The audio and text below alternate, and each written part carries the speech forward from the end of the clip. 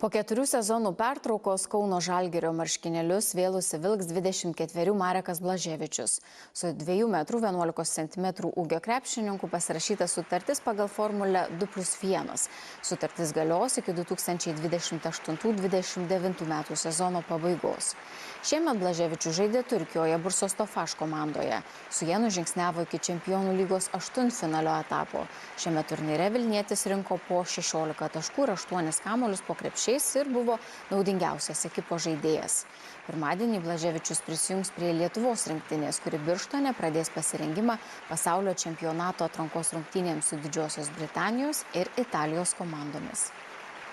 Labai džiaugiuosi, kad tokia galimybė man atsirado antrą kartą ateiti į Žalgirį. Ne visi žmonės gauna antrus šansus, tai tikiuosi pavyks pasinaudoti tuo.